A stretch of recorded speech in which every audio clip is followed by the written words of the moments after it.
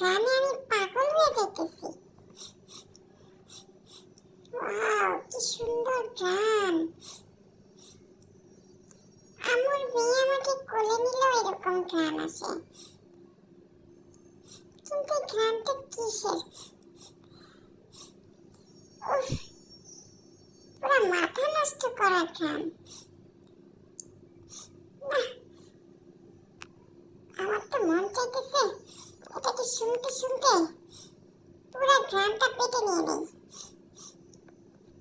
এতক্ষণ ধরে আমিরা এটার ঘ্রাণ নিছে, মনে হয় ডালটা চেটে পুটে খায় ফেলি। আবার নখটা